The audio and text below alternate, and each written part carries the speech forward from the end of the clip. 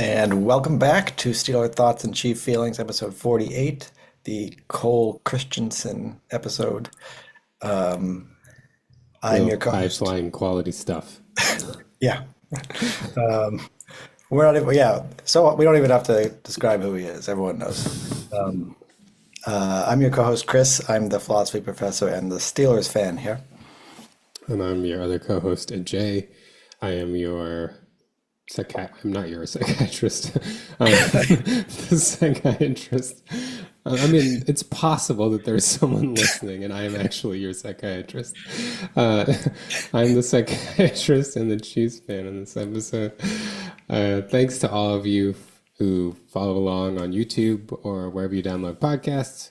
And to those of you who follow the film review or the shorts we release, we're also on social media at STCF715 on TikTok, Twitter, and Instagram. Our comment of the week this week will come from TikTok. Posted a short of Travis Kelce with a nice block from this last game. He pancaked a linebacker in the hole. And as you can imagine, Travis Kelce brings about a lot of commentary. And my favorite comment was from someone named Chris, actually, who just replied, first time in his career. So there you go.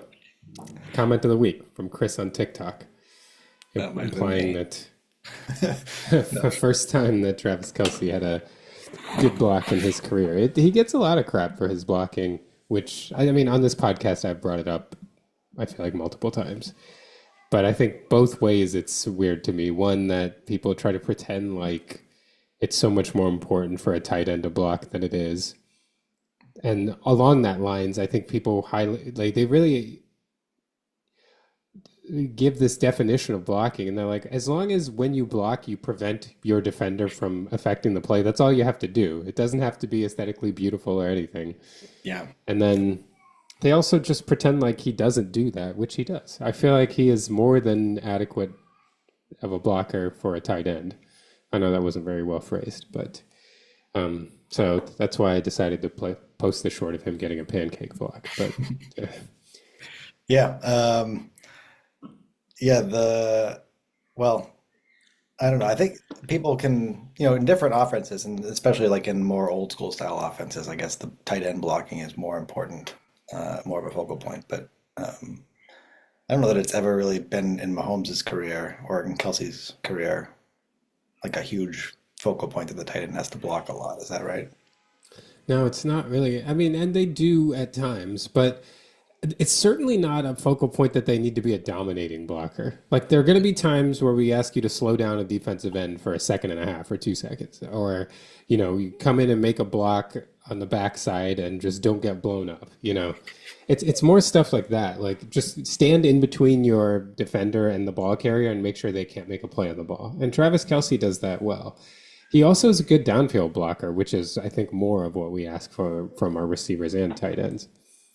But it's not like there were times when Gronk was essentially a sixth offensive lineman. And that's cool that you can do that. And like that does give a level of versatility to the offense. But if I were to weight that as far as like how much that is valuable to me in ranking how great a tight end is, like, I don't know, like 5%. Like that's great, but it's way more impactful to be a really good pass catcher. It just is.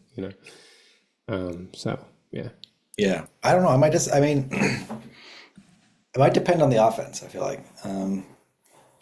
Especially because, I mean, maybe this is just, recency bias, but we had a lot of Darnell Washington this week. I think he played 40 some snaps, like twice as many as any other tight end on our team. And we used him a lot in blocking as like an extra blocker. And our run game was significantly better this week. I'm not saying he's the only reason, but yeah, I don't know. I was thinking like, if that's what he's good at, like let's just like I'm happy with that, right? Of course, if he's good at catching touchdowns and whatnot too, that's probably, you're right, better.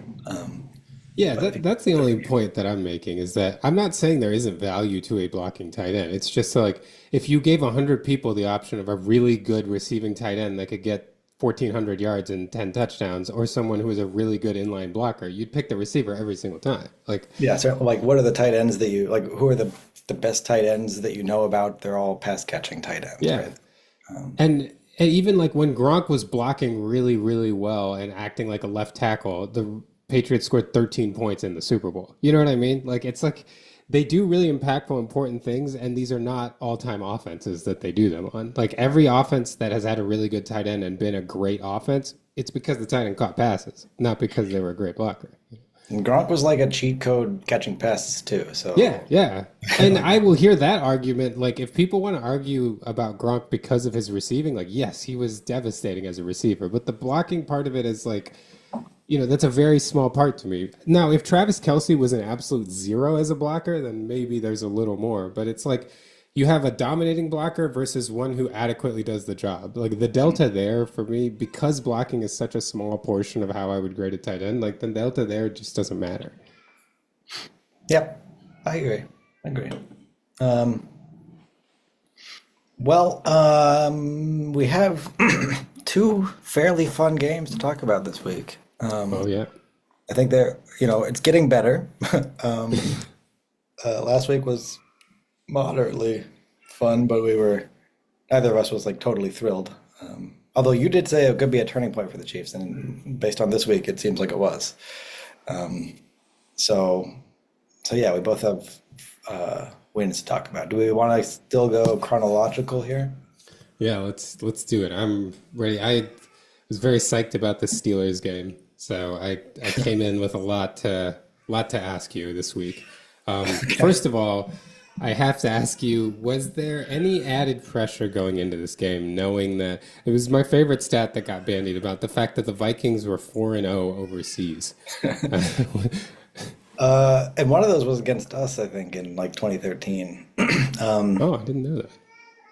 Yeah, I think I remember it being bad in London, if I remember that right. But I feel like if there was added pressure, it was based on it being in Ireland and the Rooneys being from Ireland and having all these connections to Ireland, and wanting to yeah, make good on the Rooney connection.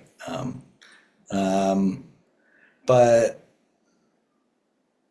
so I feel like there should have been added pressure, and it sounds like the players kind of felt it. Right? I think Tomlin gave him a speech about Dan Rooney, something something Ireland, something something, right? And they it was certainly present to mind for them. That's the impression I got. But I don't know about the Vikings being 4-0 overseas. Would that figure into the thinking? Uh, it did kind of seem like it was a Steelers home game. Like there Yeah, was a lot of Pittsburgh support in the crowd. yeah, yeah. They seemed into it. I didn't see they had Jerome Bettis and Ben Roethlisberger lead terrible towel waves. I didn't see a ton of terrible towels when they showed that angle. It could have just been the angle, but it was loud when the Steelers were scoring and doing well. So yeah, I mean it counted as a home game for us. So I'm glad that it kind of felt like it. How did you, I guess, so to start, maybe we can talk offense. I, when we talked about this game, like I did think the Steelers were going to win a close one. I did not think it was going to go the way it did offensively, especially early on.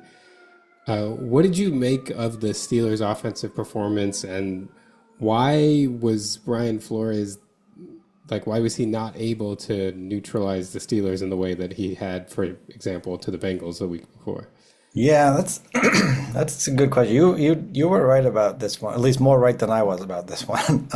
I thought we were gonna have trouble all over the place with the Vikings. But I mean, it seems like it was maybe a combination of like we had a sort of quick passing game with a lot of short slants that I mean not a lot. I mean we only passed at like 20 in there 22 attempts, I think 2 sacks in there maybe. So like not that many dropbacks, but I think connecting on some of those and maybe I don't know, the offense just looked sort of efficient from the get-go. And they basically stayed that way for most of the day, which is what we hadn't been doing. Why? I don't know. I mean, we did a lot of like heavier sets, I think. And we brought in an extra offensive lineman, Spencer Anderson, sometimes. Used Darnell Washington as a blocker. I think he got like his most snaps in a pro game, or at least he got quite a few. And he is like, I mean, don't need to say that, but he's humongous.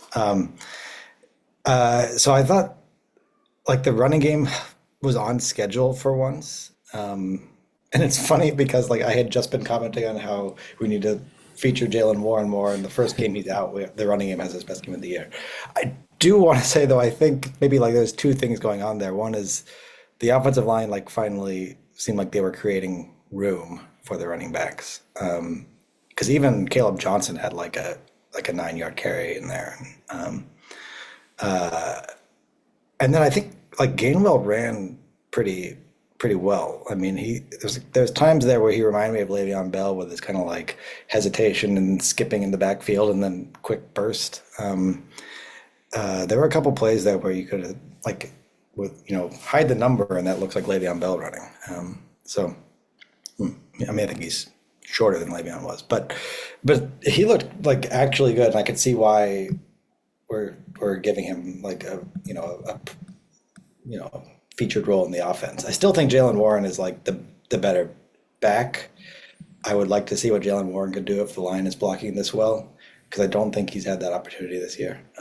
But I'm kind of thinking we got two promising running backs right now that that could carry the running game. So I don't think I answered your question at all, but I don't know. I think having the balanced attack was probably partly what, and then being out in front also helped us, keep them off balance, right? Like staying on schedule on a down-to-down basis, so they don't know whether we're running or passing, and then just like breaking a deep, turning a slant into a huge touchdown, to the 80-yard touchdown to DK Metcalf. Probably opened things up, right? They probably played a little bit softer after that, and that only, I'm sure, helped the running game. So it might have just been a function of like some things going right early and then being able to stay on schedule. Yeah, well, I mean, a lot of your analysis is backed up by the stats from the game. Apparently, according to Next Gen Stats, Rodgers took an average of 2.16 seconds to throw, which is the fastest they've ever recorded for him in his career. I mean, Next Gen Stats goes back to 2016. So between 2016 and now, that's the fastest time to throw. And to me, it's interesting because people interpret those kinds of statistics in different ways. And I think, it's obviously multifaceted. But one of the things that I think people don't account for enough is when you have a time to throw like that, it means that your offense is winning, like schematically. Things that you're getting answers and options very early. So clearly Arthur Smith and Rodgers had something that they felt about the Vikings defense and they knew how to exploit it quickly. And it seems like they were able to do that consistently all day. Yeah, yeah, and some of that was just like let's throw it to Metcalf and let him do it, right? Some of them were just like lob it up there and let him get it, kinds of throws. But he had definitely his best game for us, and yeah, I mean, I think this is like what you imagine being the sort of optimal offensive performance for us, right? A strong running game. Rodgers just has to be efficient and not make big mistakes, but he doesn't have to throw for like 300, 400 yards and four touchdowns or something, right? If we get to the games like that, we're in trouble, I think. Yeah. At least, with the offense at this stage, maybe they can come together more and be more dangerous. But I just don't think you want to rely on Rodgers to carry you that much. But if he can be, I mean, he was very efficient, like 18 for 22 for 200 and a touchdown. Like, I mean, of course, that 80-yard pass really helps. But yeah, that's efficient. Yeah, I think we had discussed in the offseason like the idea that if this offense was going to look good, it was going to be like the first iteration of the Ben Roethlisberger offense, and I feel like that's exactly what today was. It was Yeah, like yeah, not going to throw very much, like throw on important downs and not make mistakes, and then rely on the run game to just move. And I thought this offensive line performance, like you might have even undersold it. As a run blocking unit, I think they were so good. Like they were getting pushed consistently. Uh, this was exciting too because this is a line that I've been excited about, and I felt like if it all went well, this could be one of the best lines in the league as they're, gelling together. And I don't know if they'll ever get to that level this year as a pass blocking unit, but as a run blocking unit, like they were devastating at times. Yeah. Yeah. And I wish, oh man, I wish Jalen Warren had a chance to play in this one because it would have been fun to see what he could do with that kind of space. I just feel like he has not frequently had that kind of space this year. But even like Gainwell was really fun with this. Like he turned like he used the space well, and made like decisive cuts and reads. And I thought like he was fun to watch. And I wonder how much of this was like Warren was a late scratch in this. I think he was like the morning of maybe. So like whenever that happens, you wonder if the other team was really expecting more, and maybe they just like weren't prepared for Gainwell and his running style. And if they had been, like, maybe he wouldn't have looked that good. But But yeah, the other thing that was interesting is I found it interesting that you kind of you attributed a lot of things, or at least some of it, to Gainwell's running style and the way that he played. Because on watching it, it felt to me like the answer was just that there was a lot of space. But again, Next Gen Stats said that Gainwell ran on the day for 32 yards over expected. So clearly he was doing things too, even though, like, for me on first blush, I wasn't able to see it. But it sounds like there was, he was creating yards too. yeah, yeah. I wonder if that's. I mean, he did have the kind of like hesitation in the backfield that maybe the line needed a little bit, or needs a little bit of time to open up those holes. And Warren, maybe it's Warren that's causing the problems when Warren is in there, right? Or at least partly. Maybe he's too quick to try to hit the hole when the line needs more time to open it up. But I don't know. I'd have to like go back and look very carefully at a lot of Warren's earlier runs. It does feel like a lot of the time he was like there was no hole where he was trying to go, basically. So I don't know. I'd be curious to see like when he comes back how things look if the line can keep playing this well. But regardless, Gainwell 19 carries, 99 yards. I'll take that. Right. Yeah. That's the most efficient running game we've had in a little while. And it wasn't like it because of some like big run being busted either. It was just like consistently getting chunks all day. Yeah, yeah, and he would fall forward when he could. Like, he did a lot of the little things right. Um, uh, there were times where you wish he could have gotten a little bit more on that carry if he had like just there was he would have had a touchdown catch, I think, if he had gotten one more yard on a dump off pass. Oh, yeah. But yeah, But he got the run after that, didn't he? yeah, he He got did. the So touchdown run. it would have been a one less touchdown in the running category. Yeah, I don't know what else about the offense is worth mentioning here. I mean, Calvin Austin is hurt. I think it's not bad. It looked like it was like a shoulder. He had to go in an ambulance, but I think it's just because they don't have an X-ray machine at that stadium. Oh, okay. Um, Sometimes too with like shoulder, clavicle, they just want to make sure nothing like went into your chest. oh, And so oh, they take more precaution with imaging and stuff. like something that punctured a blood vessel or Yeah, something. exactly. Like you don't want because there's just so much vasculature and your lungs and heart in there. So if any there is any risk of like the way that things go or is toward the chest, sometimes they're very cautious about imaging. And it's happened to us twice now with Tyreek Hill and Hollywood Brown having like their clavicle go back into the chest, and so they ended Yeah. up having to go to the hospital just to make sure. Speaking of Hill, just have to mention that sucks. Oh Lord, yeah, But that's have you ever seen someone so happy on the cart?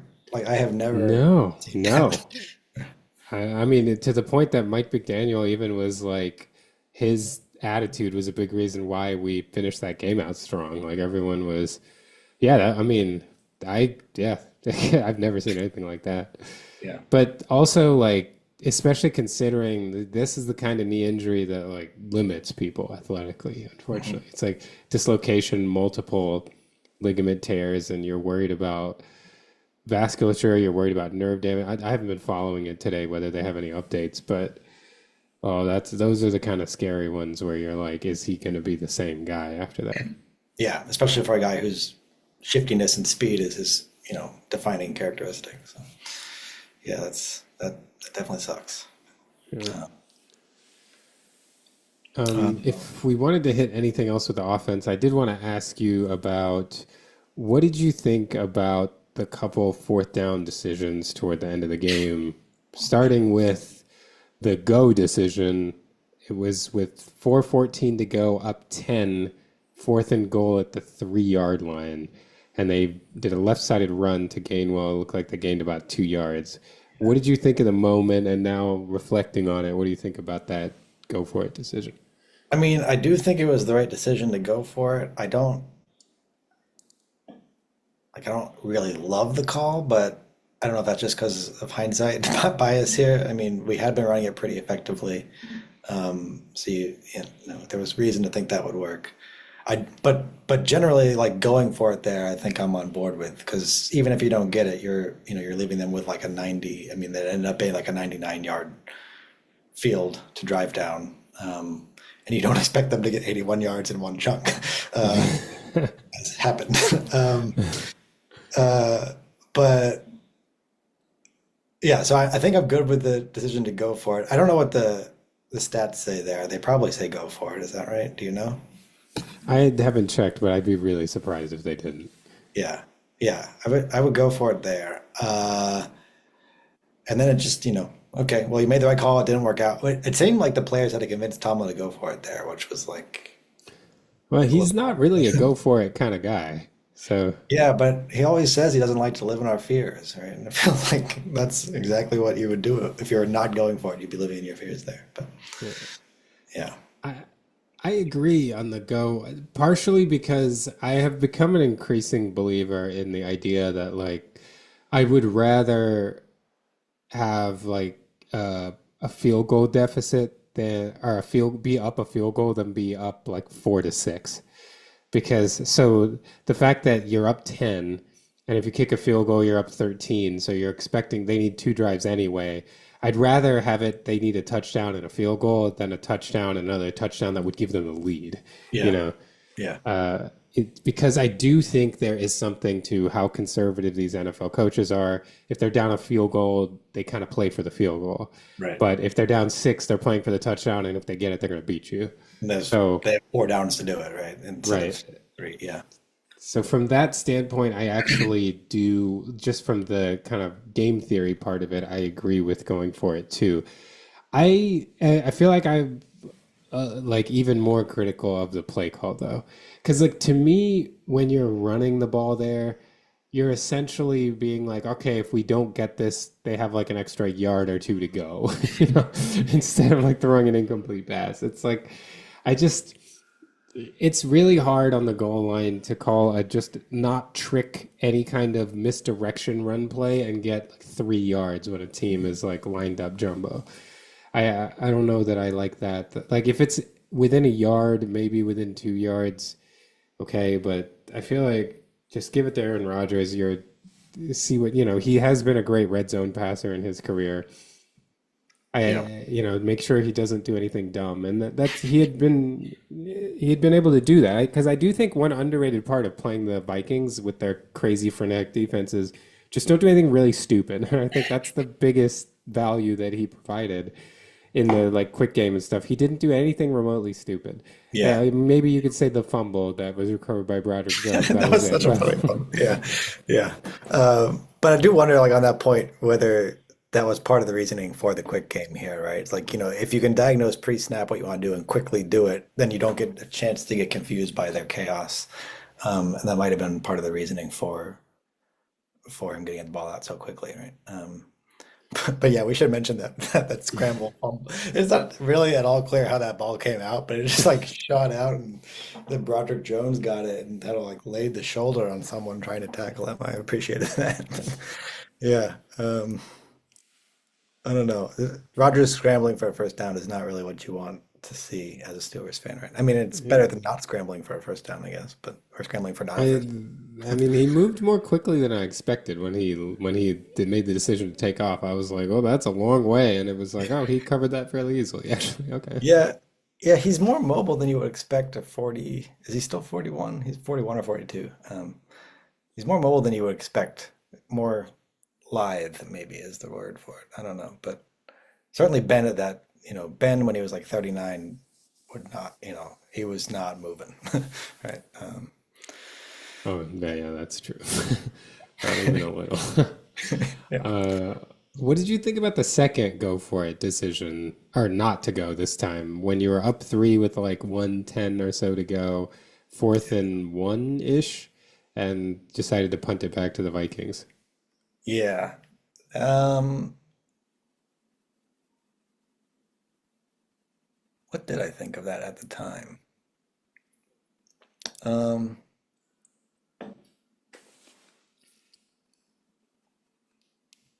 I think I was okay with it at the time, but I was just very nervous at that point anyway. Like I felt like everything was going wrong from like the last 5 minutes or something, or so maybe a little bit more. But so I don't know that I really have had a very developed thought about it. In hindsight,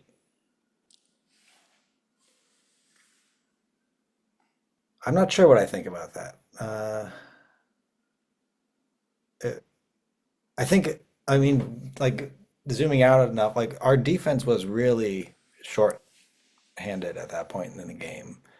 Um, and I think given how efficient the offense had mostly been, I kind of think you go for it there. But I don't know, it seemed less obvious to me than the fourth and goal. I don't know. What do you think? I think it is less obvious. I think I don't know that I would fault one either way. I will say I would fault one though for punting it and then just straight up punting it out of the end zone. Yeah, Like, yeah, because it's like now you're only gaining 20 yards of field position. Like yeah, that, and it wasn't even like the ball bounced at the three and rolled in. It was like punted to the back line. It was like, so if that was the intent, like then that's stupid. But yeah, if you wanted to try to pin them and like gain 30, and the main reason being, if the Vikings even had one or two timeouts, I would have said go for it. But they had no timeouts, then I'm a little bit more okay with okay, just punt it. And it is Carson Wentz trying to get a field goal with no timeouts, and we saw how that ultimately went. yeah, yeah. Like it went fine. I mean, it was a little tense, but it went all right. But I think it was Herbig's. Was it a sack or was it an intentional Yeah, ground? intentional grounding. Although if Pierre could not bobble the ball, it would have been over even Yeah, sooner. yeah, um, I thought it was a pick live. Like I thought, and then they couldn't find the bobble angle for a long time. So I was like, oh, he picked it. He picked it. This is over. And then they turn. It's like a bobble. I was like, oh crap. we had a lot of plays like that in this game where it was like that's a huge play for us. Oh wait, actually, if you look at it, like the guy's legs out of bounds as he's touching the ball on the Jalen Ramsey fumble recovery for a touchdown. Yeah, Wait, speaking of that, well, I have two thoughts on that. But first, would you like? I feel like as a teammate, I'd get kind of annoyed at the fake hamstring pull thing because it's like, are you yeah, actually hurt or not? Like, yeah, are we happy? Or are we not? What's going on? yeah.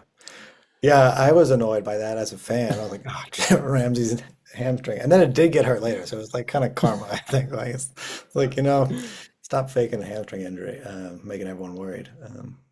And it wasn't even clear to me that when he was doing the dance, it was like, I'm not really injured. I thought he was like just It's just like pushing I'm through dumb it. enough to do Yeah, this on a yeah, pulled hamstring. yeah. How many times Uh, am I going to do the gritty? yeah. Um, yeah.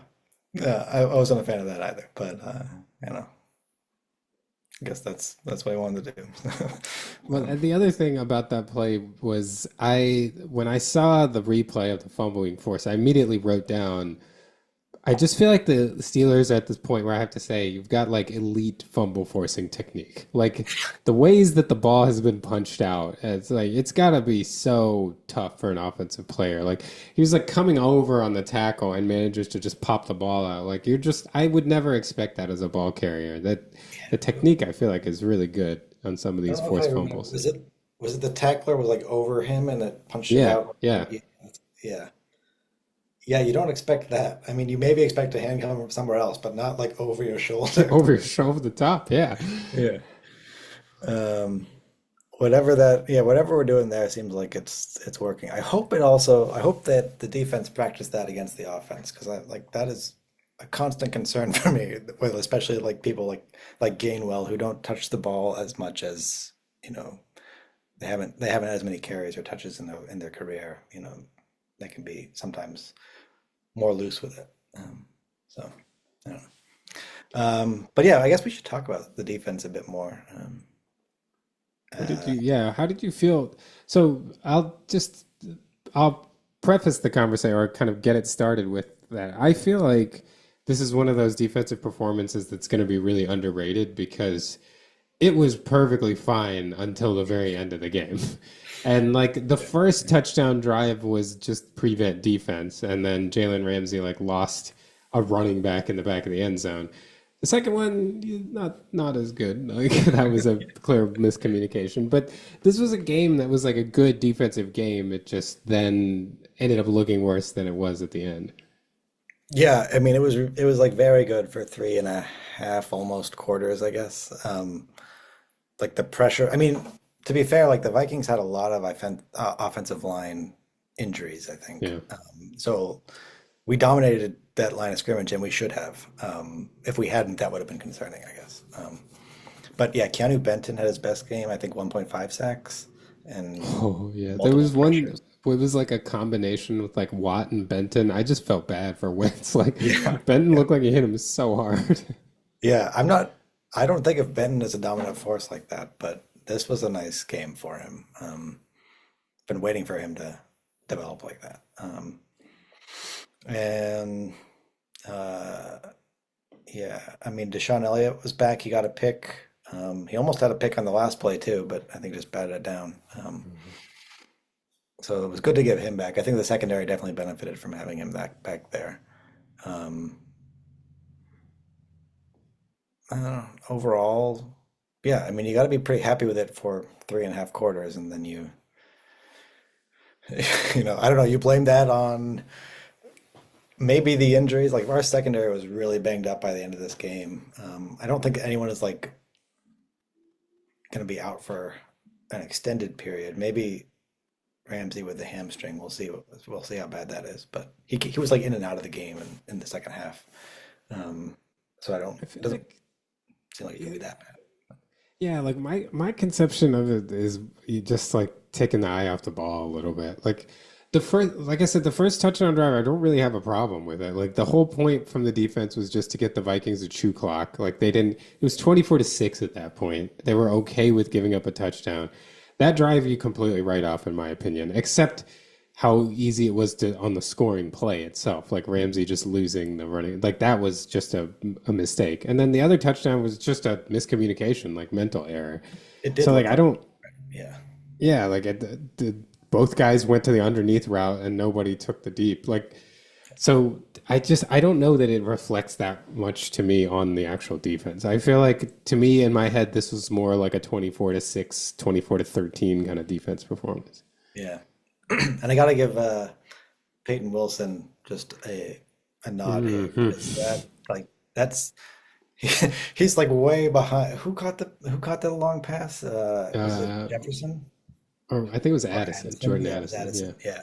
Um, you know, he should have scored. I don't know what he was doing, but Peyton Wilson apparently reached like 22.4 miles per hour on this rundown, which is the fastest linebacker speed that they've tracked in several. I don't know how many They've ever ever recorded. recorded. Yeah. Yeah, And then they've been only doing it since 2016, but still ever. yeah. I mean, he watched this. He's He's hauling, moving. right? Like I don't know how he Honestly, like did it. I'm I was really into their mile per hour stuff, especially when we had Tyreek Hill. I don't remember seeing Tyreek Hill hit 22.4. Like he might have, but like that's really high. It's insanely fast. Yeah, right. Maybe we should use them on offense. Right? But yeah, that and that saved us like they spent about a minute trying to score from that point, which Yeah. ended up being pretty crucial. Um, so yeah, I mean we might lose the game if he doesn't make that tackle. Yeah, that was incredible. Um, and if we're pointing out plays too, I would say that I call it the TJ Watt annual tradition, getting a pick from the line of scrimmage. I feel like he does this once a year, where Yeah, he's like kind of off rushing, half rush, half spying, and then just gets an interception right at the line of scrimmage. I didn't quite see what happened on the play itself. Like I know he caught the intercept, but like was it batted before he batted it and caught it? Because I thought there was an angle where it looked like maybe Cam Hayward got to it, which All would have been right, when he I started didn't batting. see that. I didn't watch it that closely. Okay. Full disclosure, I didn't watch this game live until the very end. I Oh, yeah, was you got the good part. Yeah, I saw. No, I mean, I even missed started watching after the long touchdown to Addison. So, Oh so, yeah. so I had to go back and rewatch the game. So I was watching it fairly quickly. I just saw the pick. I didn't like go into looking at exactly how it happened. Yeah. I don't think I saw anyone mention that Cam batted it. So I suspect he didn't, but it looked like he was close to batting it, which is just the Which guy he with the has most been third all batted year. this Like year. Yeah. somehow, yeah. Oh, the whole D line. I feel like aren't the Steelers leading the league at balls batted at the line of scrimmage? Like I feel like you guys have been going crazy. I wouldn't be surprised. Yeah. Although I feel like if you just took all the teams the Chiefs have played and summed it up, they might catch up to the Steelers. That'd be close because for whatever reason, a lot of our passes are being knocked down at the line this year. Uh, yeah, why is that? Is it the kind of routes you're calling or something? That's what I've heard. It's most a function of like your average depth of target. But Yeah. we're actually throwing it deeper this year than we have the last 2 years, so I don't know. Yeah. No. Um, well, do you want to take a break and come back and discuss the Chiefs game? I don't know if there's anything else that I was thinking about covering All there. right, sounds good. Back with the Chiefs after the break, and we're back. All right, so we have a pretty fun Chiefs game to talk about. Oh Um, yeah, I imagine you enjoyed this. Uh, I certainly did. so, yeah, I guess where to start? I mean, let's start on the offense, and maybe I just want to know how much do you attribute this to Worthy being back? I mean, it seemed like a very different offense. Yeah, I mean, certainly a good deal of it. Worthy, it's not only Worthy being back, but Worthy clearly playing at a different level from how he did to start last year. Mhm. I think he kind of let us all know in the Super Bowl, where things were going with him.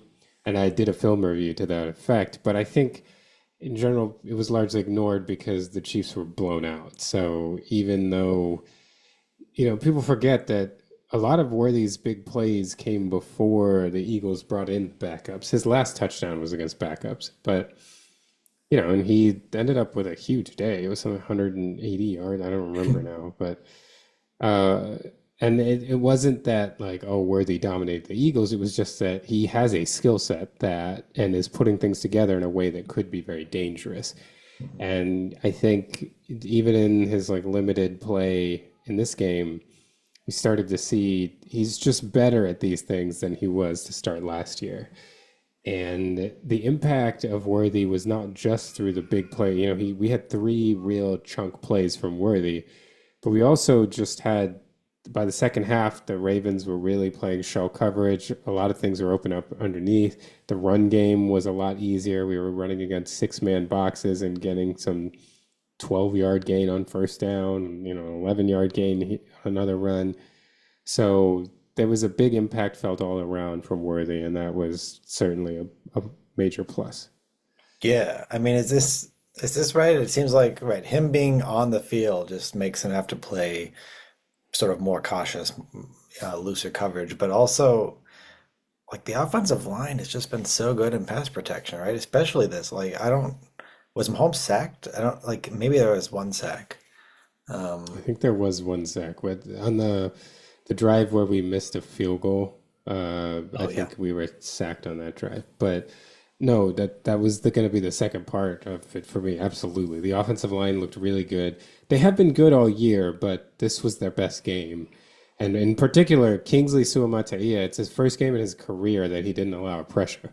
He's Hmm. like really coming on. This move to guard is looking great so far, 4 games into the experiment. I mean, at this point, with him being a tackle, he was already benched last year. So, Yeah. and here we are, like him playing his best game as a Chief now in the guard position. So he looked good. Josh Simmons is very good. He got once, I remember seeing on film, but he not only was really good in pass protection, and on the Xavier Worthy end around, Josh Simmons was actually blocking like 10 to 15 yards down the field. And he got there really fast. So it's not just going to be like a good left tackle and pass protection. He can really move, which Andy will utilize in screens and end arounds and things like that too. Yeah. I was gonna say you just must be like thrilled with how the Josh Simmons experiment is going so far, right? Like it could it have I gone better? I don't like this is No. And I mean, and if you remember, like in our when after the draft, I remember saying like this is a boom or bust. Like if it works, it's gonna be awesome, and if it doesn't work, it's like he's not gonna be like an average tackle. I just never felt that. I thought he was either back from injury and would be awesome, like it would be like a top 10 pick, or and that is what it looks like we have. And the weird thing is, it kind of felt like we were headed there really early. Like when we just saw him on the field, it's like it's kind of like when we first had Mahomes, and it's just like, oh, this quarterback is different from all the quarterbacks I have seen on my team before, and that's what I felt about Josh Simmons. It's like Eric Fisher was really good, but Josh Simmons moves like Eric Fisher did and seems stronger, and Mhm. that's, I mean, it's just quite a combination. It's incredible to have him playing at that level, like as a rookie right now, on an island there at left tackle, really. Like that's and to get like for Mahomes to have the amount of time he's had, like he looks so comfortable Yeah. in this game. Uh, so the combination of like having that much time and comfort when he's back in the pocket, and then Worthy opening up the entire offense, I think like this is going to be dangerous. This is what And you we were still saying. have Rice to come. Right. We're still waiting on Rice to come back. Yeah. So like, I don't know.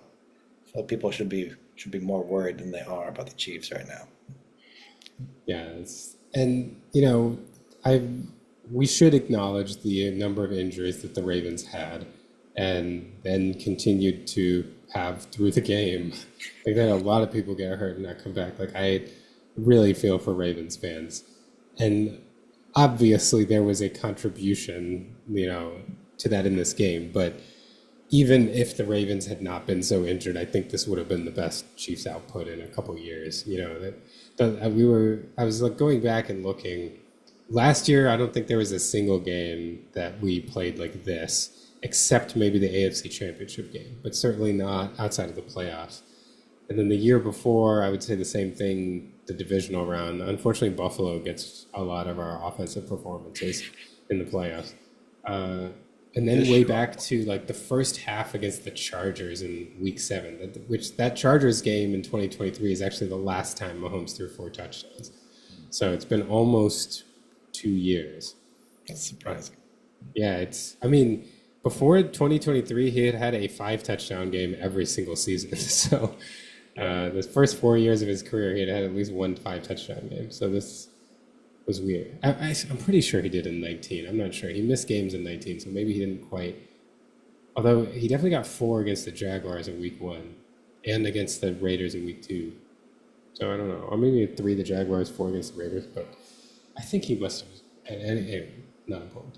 But But yeah, yeah, this and just the feel, definitely we had the same feeling in the Jaguars game 2 years ago, but it's been a long time since the offense has felt this wide open, effortless, just dropping back. Mahomes looks supremely confident, and I really feel like in 2023, the confidence was down because of the receivers a little bit more than the line. The line wasn't perfect, but I think it was because he just wasn't trusting guys to be where he wanted to be. He was still kind of firing the ball in there. Then last year, it was the line. He just didn't trust he would have the time to make the plays he wanted to make. And now it seems like things are actually coming together.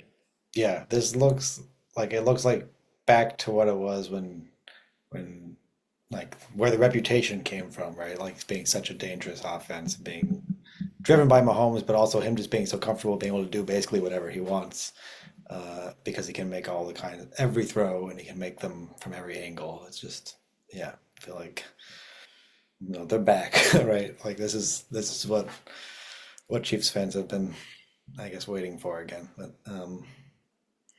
yeah, I mean, and like what I mean, I feel like all the receivers had pretty good games, right? And I guess that's just because it was opened up by Worthies and the pass blocking was so good. But I mean, Kelsey had some nice catches. Juju had a touchdown. Hollywood Brown had four people caught touchdowns, right? Yeah, Brown had a touchdown. Tyquan Thornton had a touchdown. Yeah. And the one who didn't was Worthy. Pacheco caught a touchdown, Yeah. funnily enough. But I do think too that this was a little different in that we were, was it 30-13 when we went for it on fourth down and threw the touchdown to Hollywood Brown? That's not typical Andy Reid, right? Andy Reid is the like do as little as you need to win. You know, I really feel like this was Andy Reid making a statement to his own team. I don't know that Andy Reid is ever going to be about like showing another team up, especially not a team coached by his former assistant John Harbaugh. But I think it was more like to build the team's confidence. Like, look, like let's go make some plays and let's keep making plays and get your mindset right about what this offense should be. Because I was pretty surprised he went for it, honestly, on that fourth down up 30-13. I was surprised he kept Mahomes in as long as he did. I think that he pulled him actually in the middle of a drive, which I thought was interesting. I thought when they started that drive, they would have just started with the backups, but it was like a second down play. Basically, maybe he just told Mahomes with 5 minutes left, you're out, because it was like 5:01 on the clock when he pulled him. So I don't know. Yeah. Yeah. Well, so the offense looked incredible. Again, acknowledging the Ravens' injuries, but like I don't know. I feel like I'm worried. I feel like people should be worried. Uh, the defense also, like we got to talk about the defense here because like no one had really stopped the Ravens this year aside from maybe themselves. And the Chiefs stopped the Ravens here. So what was your diagnosis? Like, what were they doing? I mean, I know they pressured Lamar a lot more than I think he was used to so far this year. Is that Yeah, the key? I would say I think the defense maybe even played better than the offense, and that's saying a lot. The Ravens offense didn't have a bunch of injuries that they were coming in with. Ronnie Stanley got hurt in the game, but that's about it. Like and this was a high flying unit that was punishing people, and they started out like that against us. They marched right down the field and scored a touchdown, and then I think more than anything, Steve Spagnuolo like really, really confused the Ravens offensive line with protections. I mean, Nick Bolton had five unblocked blitzes, which he had five pressures and they were all unblocked. He's never had that many in his career. Uh, the Chiefs were just all over, guys just running free, Lamar not knowing where they're coming from. And they were doing everything out of a similar alignment. They'd start in with two deep, and then suddenly it would be a cover zero blitz. And then they'd start two deep and they'd actually play like a standard cover two. But everything the pre-snap was looking very, very similar. The first cover zero was like wild because they kind of ran it and even responded the motion, and it just looked like a cover two man. And suddenly, like, there's no safety in the middle of the field. Everyone's blitzing. It was crazy. And there was a play here or there where a play was there to be made, and Lamar, for whatever reason, circumstance, wasn't able to make it. I think once was a really good pass rush out of a cover two, and he had they had drawn up the right play for cover two. They had a whole shot on the right, they had a dig on the left. The Chiefs were collapsing the pocket, and Lamar read the right side first, and I guess didn't like the whole shot. Maybe he thought it would be a little too tight. Like it was gonna have to be a good throw, but it was there, and he couldn't quite get to the backside dig that was wide open before the pocket collapsed. Because that was the other piece of this, is that when the Chiefs did four-man rush, they were incredibly disciplined. They didn't do what I complained about last week, which is when they're just like lunging after Lamar and letting him juke and get into open space. They were just slowly collapsing the pocket, making him see bodies, not giving him lanes to run through. And when he did run, people were maintaining their two-way on the gaps so that they could go either or. And we were doing. Leo Chanel was playing essentially defensive line for most of the game. We were running a 3-3-5 nickel with only three defensive linemen and bringing Leo Chanel down because he can hold up against the run. And then Leo would ultimately just kind of spy. He'd do what we were talked about with TJ Watt, where he wouldn't really rush. He would just kind of hang out and wait for Lamar to make a move and then mirror him. And that's actually what led to Lamar's fumble, was him trying to evade Leo Chanel and running into his center and fumbling. He also had a pick too, right? It wasn't. Oh yeah, that was it Mark Andrews? Ridiculous ball skills from Leo Chanel. I can't believe, I feel like you throw that ball 100 times and he maybe picks it 10, maybe. That was crazy. I mean, it was awesome too. I mean, for him to, it was one-handed basically, and tipping it up. If you're Lamar Jackson, I support that throw 10 times out of 10. He's got one-on-one. This was another cover zero, and the Ravens actually picked it up okay. And he's got Leo Chanel one-on-one on Andrews. Chanel's back is turned when he throws the ball. Take that every time. And it's a good throw. It's coming toward Chanel's inside shoulder, and Andrews is tracking it. How many times have you seen this with a linebacker facing the sideline and a receiver comes inside behind the linebacker, brings their hand and brings the ball in? That's exactly what was going to happen. And Chanel doesn't turn inside, he turns outside and manages to just get his hand in the way coming back. I don't know. I mean, the timing was, he just happened to turn his head at the right time and have incredible instincts. I feel bad for Lamar that's an interception on his stat sheet, because that was the right play to make. It was a good throw. It was just a really good defensive play. I remember the replay of Lamar. I think he was under pressure on that play, but you could see him react. Are you kidding me? That was picked. There's no way that was picked, right? It's first career interception for Leo Chanel, and it's the first pick that Lamar threw all year. It's just. I mean, that's just bad. I mean, it's a really good play by a gamer. That's what it was, But there was a fourth down play, I think, in the first half. I think it was in the first half where the Ravens went for it, and there were 3 or 4 free rushers. That was another one. I think just some of these blitzes, they did not know how to handle, right? And I think Lamar just lobbed it up and it was out of bounds. On a fourth down. So that play you're talking about is another very interesting play, because again, the Chiefs blitzed Connor off the left side, and I think this was a Bolton free rush as well. And I think the third guy was Karlaftis, who was being blocked by a tight end, and he managed to shed that really quickly. But what again stinks about this play, and I honestly think there were just a couple times where Spagnuolo just got him. It wasn't a bad play from Lamar. He's got on the right side, what they had tried to do is they were running a slant with Hopkins, and they had Justice Hill coming out of the backfield on a wheel route, and they were trying to pick off Drew Tranquil to get Hill wide open down the sideline. They were going for a home run shot. And Tranquil saw it and came over and stayed over the top of it, and Lamar had nowhere to throw it, and he threw it out of bounds. Unfortunately, if he went to the left side, Zay Flowers is wide open, because the Chiefs blitzed Connor from the left, and Jaden Hicks had to get over there, and it was fourth and really short, right? It was 1 yard or something. They didn't need much. It was short. Yeah. And so it's just bad luck, Sometimes the play calls for you to read the right side, and if he had identified the blitz pre-snap, then you go hot to the left. But they weren't able to get a read on Spagnuolo's blitzes, and it's just sometimes it's just luck of the draw. Like if you had run a play that if they had decided that they wanted to work the left side of that play, that would have been a first down, but Yeah. unfortunately not. But I mean, that's the game. Yeah, that's the gamble of calling a blitz, that heavy blitz on fourth down there.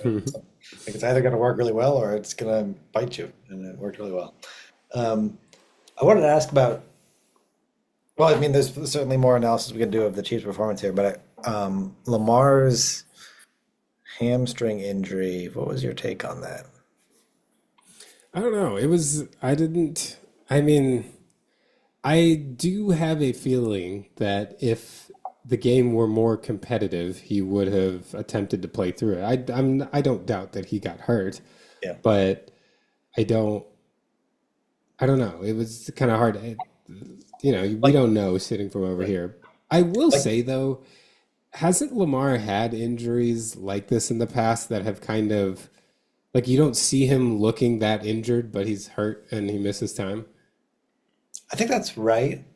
Uh, So it's possible this is just his injury response. I don't know. that's But true. I mean, like I was thinking, like Harbaugh was asked after the game, like if it had been closer, would he have been able to stay in the game? And he said, "I don't have an answer for you," or something like that. But like it does seem to me like there's a sense in which like it's just smart to keep him out at that point, right? They're not going to win the game, right? Like what, like injury or no injury. I'm not saying it, I'm not trying to say it's like a he's faking an injury or something, but like I think it, you sort of make you make a long-term calculation here, and like we're not winning this game. Let's not get him more hurt than he maybe already is. He's clearly our most valuable player. So I think I don't know. Like I don't think it would be a bad decision, even if he wasn't hurt. Like just take him out and give some reason or something like that. But um, yeah, so I yeah, think I mean, the only thing I'll say is that I don't know that the game was like out of hand at that point because I think he got hurt when it wasn't at like 27-13. I think it was we were up 27-10 and they hit the play he got hurt on. They ended up kicking a field goal okay. and Yeah, it they was like so it midway was through the 27. third. Yeah, it was midway through the third, and they were down two touchdowns and like the Ravens are good, so like you can come back from that like. Yeah, And I know it wasn't like I think they knew that they were probably not going to stop us that day, like by that point. Because to me, when we came down to score that 27-10 touchdown coming out of halftime, like that's when I was like, all right, well, this is probably it. Like, yeah, like obviously you never know when you're playing the Ravens, but it was like, oh, we don't look like we're going to lose today. Um, so I don't know. I do think that the game was still to be had for a team as good as the Ravens. I mean, they lost in a situation way worse. They were in a much better situation against the Bills, and the Bills came back against them, so they've seen that kind of comeback. yeah. And if any teams are equipped to come back from 14 down with a quarter and a half left, I think the Ravens will be one of them. So yeah, that's a fair point. But uh, yeah, The one thing that's really interesting, and I think sometimes it's like a game script issue that the Chiefs they always do a good job of getting up on the Ravens early to try. I think part of that, the reason why they're so successful is I have a feeling it must be like a point of emphasis, and I think it's to mitigate the run game. But I yeah. I think was gonna ask. Spags also like really Jedi mind tricks the Ravens to not run it with the way that he lines people up and gets people in the box. Like because this is like several games in a row we played the Ravens where everyone's come away from being like, why didn't the Ravens run it more? And it's like, well, they're clearly not like the Ravens aren't shy about running the ball. They're Yeah, clearly not comfortable against running it against the fronts that Spagnuolo is showing, and I think he's really been able to dictate that the Ravens play pass, especially the last two times we played him. Uh, well, I should say last three times, the regular season one and the AFC Championship game and now today, or it's this Sunday. yeah. I mean, Derrick Henry was basically not a factor in this, right? I mean, how many carries did he have? Did he get to 10? I don't even think he got to He had 10. six. No, he had 8 carries. Yeah, 42 yards. Yeah, I mean they just didn't have. They had 17 total carries on the day, so not they just weren't running it really.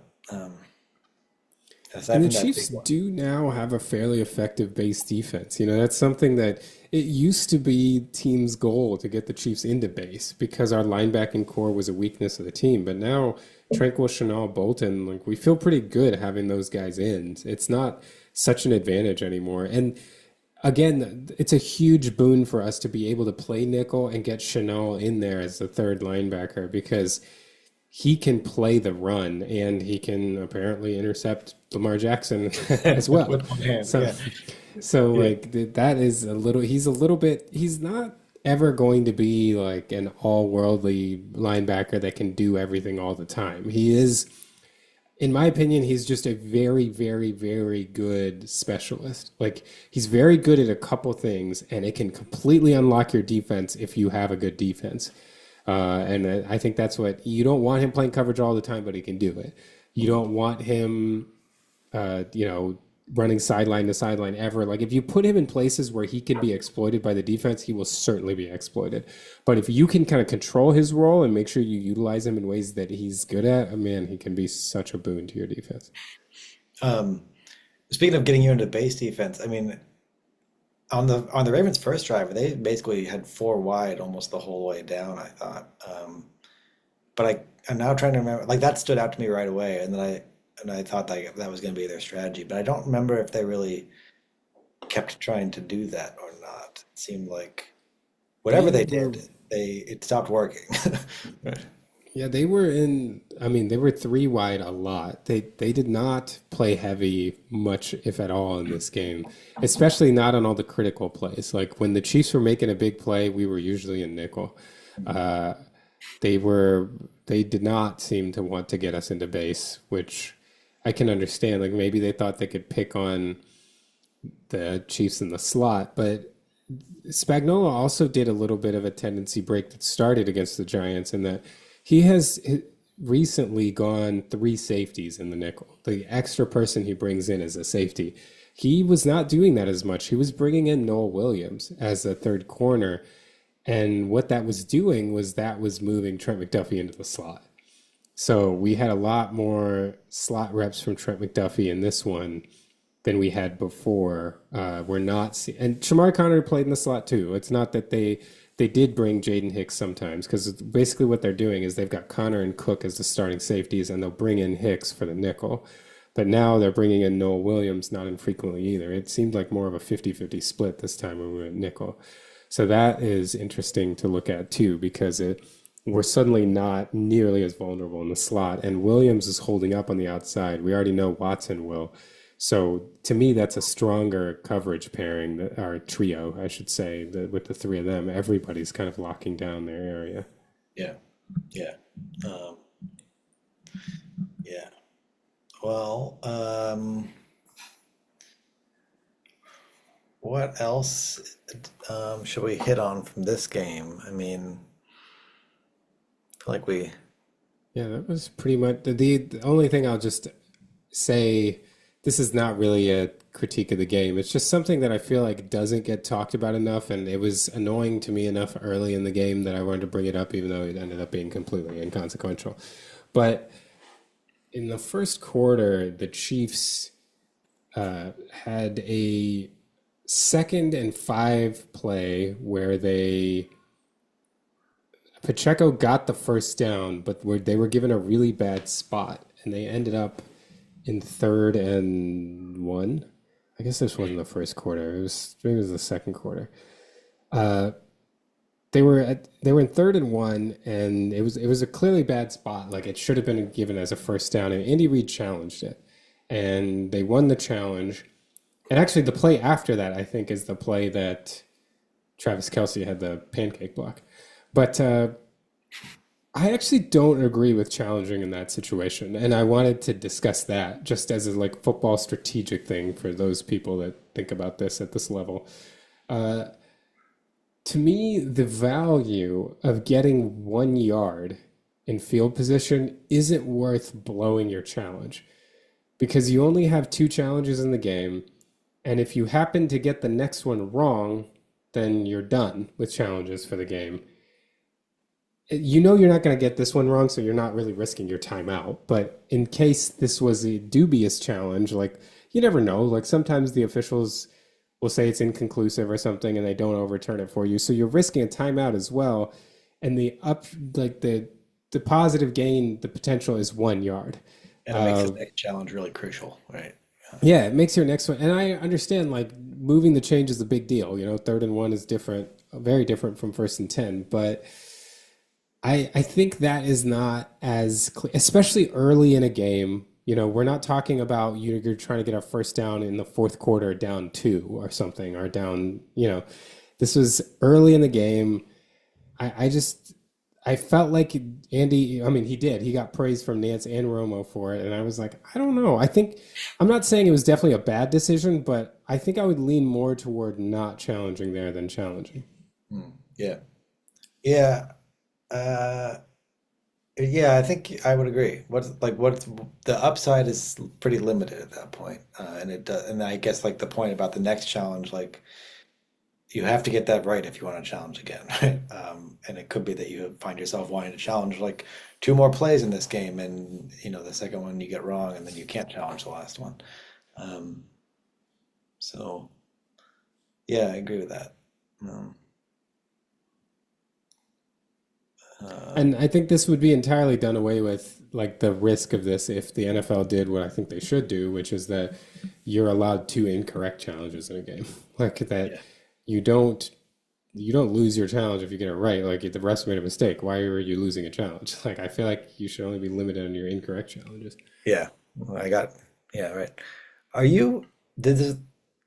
Can you challenge if you challenge the spot of the ball, and it turns out it was like suppose you're on offense and you challenge the spot. It's like actually it was further back than we thought. Like, did you win the challenge in that case? I don't think so. I So wonder my if understanding too is when you challenge the spot, it has to be to like move the chains. I don't okay. think you can challenge it just like in between to be like, no, we should actually be at the 37, not the 35, if Yeah. it doesn't change the down. Yeah. That's what because I was wondering if there's something like that which makes them want to limit how many challenges you can do because it would just like slow the game down too much if you could just keep challenging. And like it's not exactly where he went down or whatever. Like okay, yeah, like you could probably do this a lot, but if it's not going to change the down, or that's the rule, then okay, that makes sense. That's my understand. At least that's what I remember from when the challenge rule was first implemented way back. Like, what was it, like Okay. 99 or 2000? Because they were, I remember back then they were doing a lot of explaining about what it was. Yeah. Um, yeah, Um, I don't know if you remember it, but like they used to, I mean, they probably still have the rule. You just never see it happen anymore. But they had the thing where if it took the ref more than 90 seconds to figure it out, the call would just stand. oh yeah, I forgot about that. Yeah. Uh, Like, they've definitely. I don't feel like they have that anymore. I don't think because aren't there some challenges that just maybe not nowadays. Maybe they do have it nowadays actually. But I remember maybe the challenges that I'm remembering are back from like 2000 era. That like there was this is a long challenge or whatever, right? Like why is this taking so long? Um,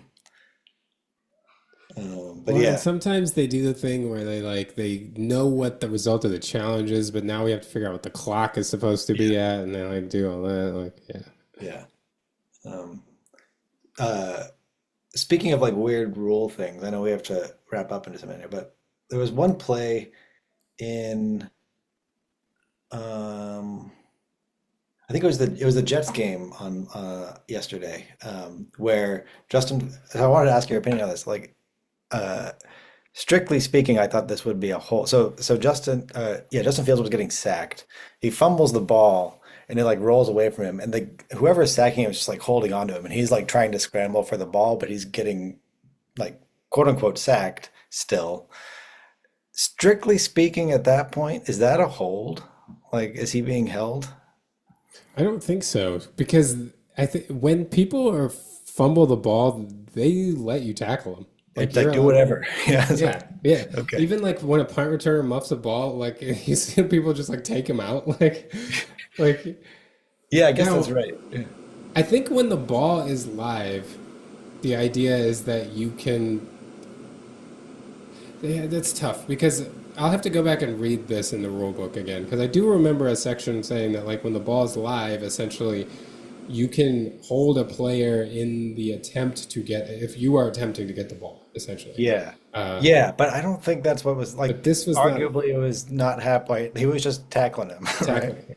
Yeah. So then you wonder like if he did that to someone who did not ever possess the ball in that possession, Yeah. that'd probably be a hold, right? But Right. this seems to be out the window. I'll read the language in the rule book to see exactly what it says. But this just clearly this is not applied when somebody had the ball. When someone had the ball, they seem to let you tackle them. If the play goes on 15 seconds, they seem to be letting you tackle them even Yeah, then. exactly. Yeah. Right.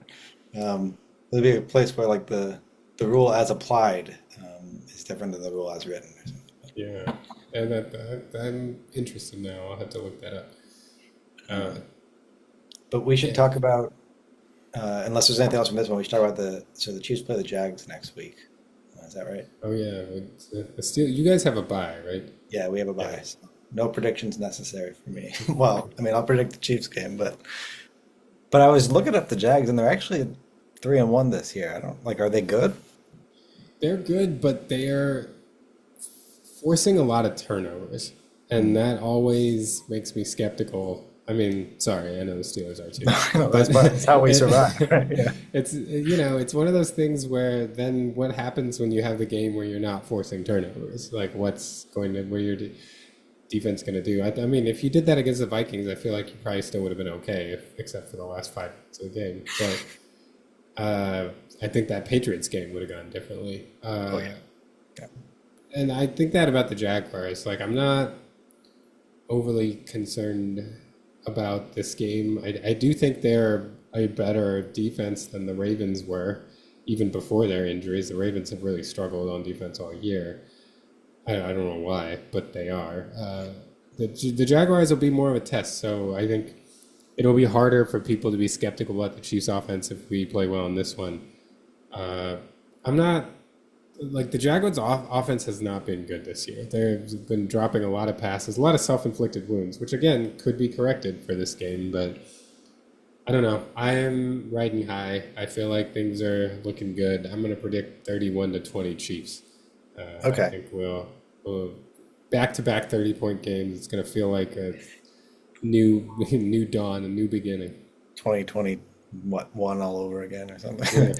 Yeah, Yeah, I think I was in the same ballpark. I would say 20. They're in Jacksonville, right? yeah, in Jacksonville, Monday Night Football. Okay. Yeah.